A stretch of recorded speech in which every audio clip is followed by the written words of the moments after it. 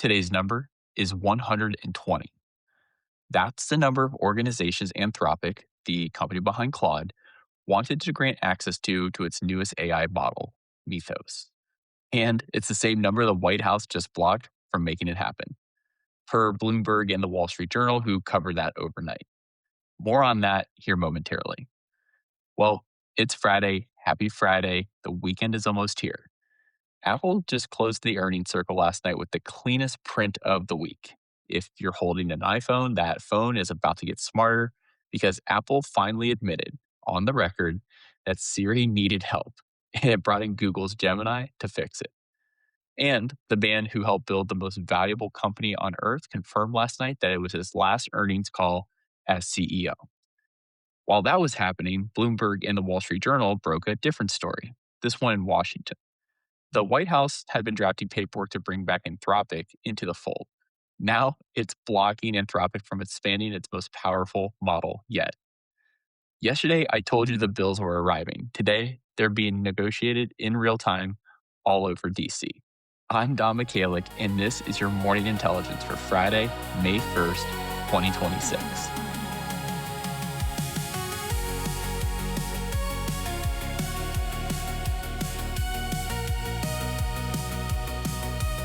All right, here's what we've got for you today in today's preview. In the lead, we got Apple's Q2 print, Tim Cook's last earnings call as CEO, and the partnership Apple finally said yes to. In the rundown, Anthropic just put Claude inside of Photoshop, Blender, and the rest of the creative software you and your team probably already use. Overnight, the White House drew a hard line on a different Anthropic deal. And the market read the four Magnificent Seven prints from Wednesday and decided at $700 billion in capex, not all of it is created equal.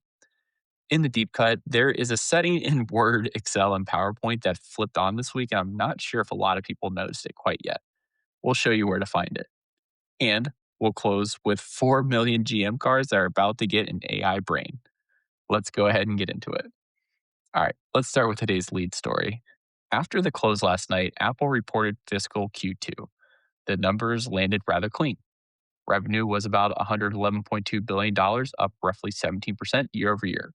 iPhone, $57 billion in sales, up about 22%. Services, think App Store, iCloud, Apple Music, Apple TV, hit a record around $31 billion, up 16%. And Greater China, the region that's been Apple's biggest headache for the last 2 years, that grew 28%. But the headline wasn't necessarily the print. The headline was the partnership that was announced. On the call, Tim Cook confirmed Apple's deal with Google to bring Gemini AI to Siri. Cook's exact framing here is, quote, well, it's going well. That confirmation matters because Apple has been spending 2 years trying to convince customers that Apple Intelligence, its own version of AI, would catch up to ChatGPT and Claude. This is Apple finally admitting on the record that the gap is real and that Google's model is going to be the one that patches it over. Cook also confirmed the succession. He becomes executive chairman on September 1st. John Ternus becomes the new CEO. Ternus is Apple's hardware chief, the engineer who shipped the Vision Pros and the M Series Max. On the call, he described AI as, quote, a really important investment area. Here's the part you're going to feel. Combine the four Magnificent Seven companies that reported Wednesday night committed roughly $700 billion in 2026 capex alone. Apple's number, by comparison, is a fraction of that. Apple's bet is that you don't need to spend like a hyperscaler if you can rent the model and own the device.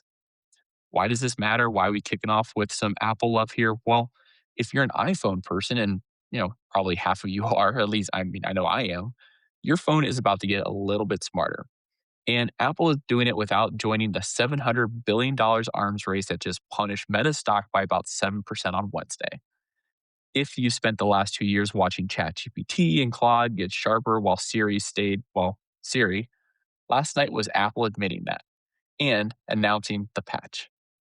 Here's a question for you. The man who helped build the most valuable company on earth just confirmed his last earnings call as CEO. He is handing over the keys during the biggest technology shift since the smartphone. The new CEO's first AI decision is going to set the tone for the device in your pocket.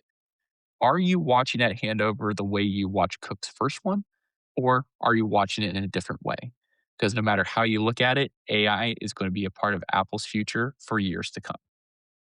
The bottom line here, Apple closed the Magnificent Seven earnings circle with the cleanest print of the week out of everyone and the most disciplined AI strategy. The CEO who built it is handing the keys to the engineer who shipped the Vision Pros. And Siri, well, finally is getting some help, all thanks to Google's brain. All right, let's go ahead in today's rundown. And with our first story here, we had 9 to 5 Mac, Red Shark News, and Anthropic's own blog actually covered this as well. On Tuesday, Anthropic released 9 connectors that put Claude inside professional creative software. Here's the list briefly, if I may.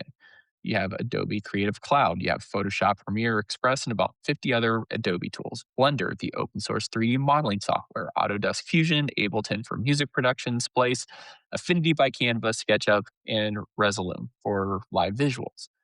Two unusual details here, and here's the first one. It is available on every Claude plan as of right now, including the free plan. Kind of cool, right? Two, Anthropic became a corporate patron of the Blender Development Fund in the same announcement, roughly $281,000 a year. So what? Well, if you live in Adobe or Canva for work, marketing, design, video editing, putting together a bunch of nice decks for people, your AI assistant just moved inside those tools instead of being a tab next to it, which is important. Now, Claude can analyze a Blender scene, debug it, and operate Photoshop at the same time. Until this week, that was a separate plugin market. Now it's a simple checkbox in the tools that you already use. The free plan availability is kind of an unusual hook here because it allows people to dip their toes in without having to spend a lot of money or really any money whatsoever. There's no enterprise gate. And if you have a cloud account at all, you can test any of this over the weekend. I think that's kind of cool. Our second story in the rundown, and Bloomberg had this one first. The Wall Street Journal was confirming it in near simultaneous fashion overnight. The Trump administration has told Anthropic it opposes the company's plan to expand access to its newest AI model, Mythos, from roughly 50 organizations to about 120. Mythos sits inside what Anthropic calls Project Glasswing. The model is, per Anthropic, capable of autonomously finding and exploiting software vulnerabilities. Until now, Anthropic has kept that capability in tight control. The White House gave two reasons for the holdback. One, security, obviously. The model is too dangerous for general release. And two, and this is what I think is the rather unusual one, is operational in nature. The administration is reportedly worried that if Anthropic gives Mythos to 120 entities, the federal government's own access will actually degrade. Separately, Bloomberg reports the White House is preparing a broader AI policy memo. It would require national security agencies to use multiple AI vendors, and it would prohibit AI companies from interfering with military chain of command. So, what? Well, yesterday I closed the show telling you the White House was drafting paperwork to bring Anthropic back. Overnight, a different part of the same White House said, well, hang on a second, not so fast. The political ground under Claude, the AI tool millions of professionals use at work and is quickly growing in the enterprise space, is shifting faster than anyone can actually track.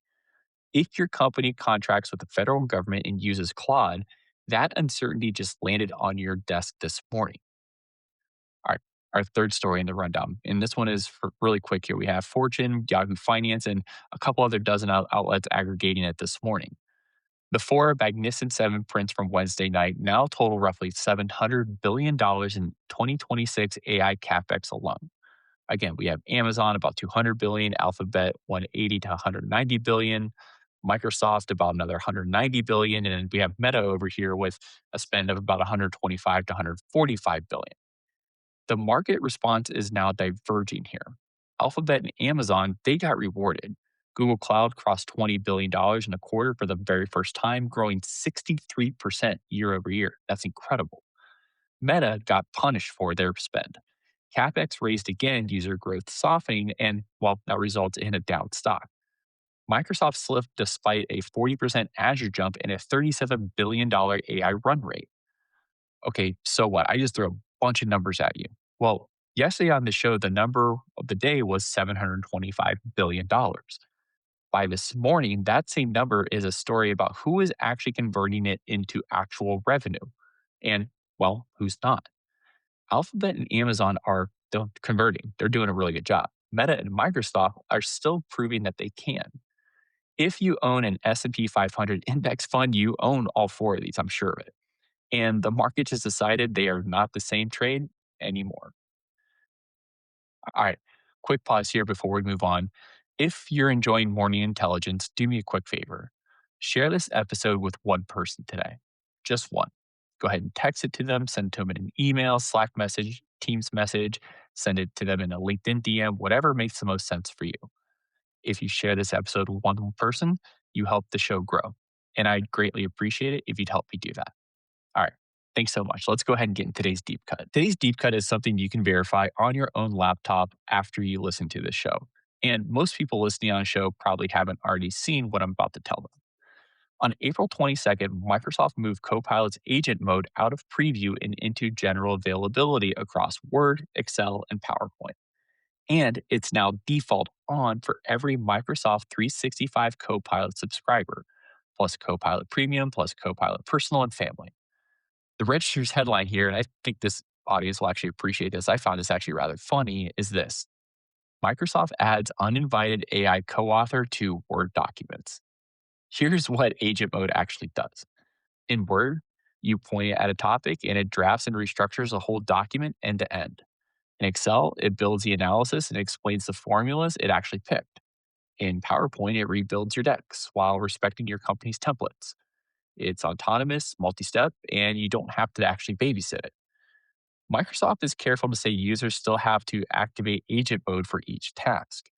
There is obviously a right side panel you can click into, but the difference between an AI tool you have to go find and one that ships flipped on for default in three of the most used apps that you probably use, well, that's not a small thing. And, I'm sure some people would have appreciated to let them know that, hey, we turned this thing on for you. So, why is this worth your time? Well, most stories on the show are about what AI companies announce. This is a story about what they shipped and didn't announce. Microsoft 365 is the floor for white collar work. Let's just be honest about that. Marketers, managers, financial professionals, consultants, y'all open these apps every single day. Copilot just stopped suggesting and started doing for you inside the apps you already pay for by default. That is the most consequential everyday tool change of the quarter, and it shipped quietly. Bigger in daily impact than most of what the Magnificent Seven spent on that $700 billion dollars in their CapEx spend. Pair this with the rundown story from today.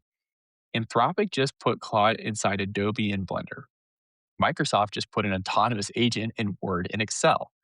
The big AI shift this week wasn't necessarily a model launch, it was a tool change and a configuration change. Two of them in the same week. The takeaway here, again, open Word this morning. Take a look at the right side panel. If you see agent mode, that didn't used to be there. The difference between Copilot suggesting and Copilot doing is the difference between a tool and a coworker. Microsoft just made the coworker part the default.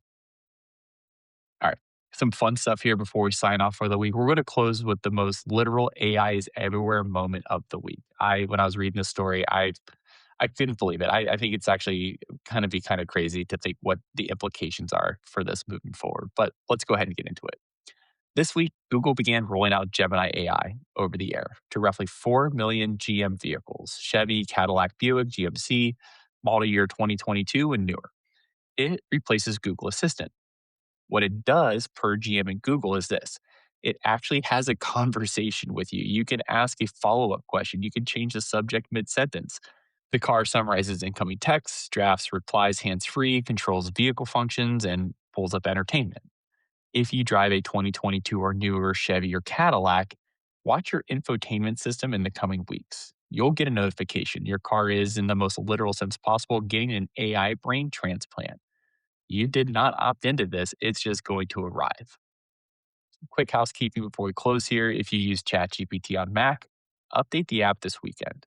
OpenAI is revoking the old certificates on May 8th. After that date, the older versions of the desktop app will stop working. It's a simple two-tap fix, but don't get stuck Monday morning with a dead app. Just want to give you a heads up. All right, what we're taking a look at for over the weekend for a possible Monday episode.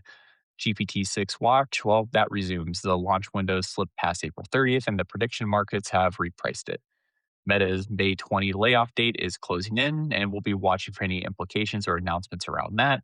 And we're watching whether any other major banks follow Goldman's Hong Kong move on Claude. And obviously, with the Musk versus OpenAI trial kicking off this week, I'm sure there's some things that will happen over the weekend that will set us up for an interesting week. So we'll be keeping an eye on that trial as well as we head into Monday.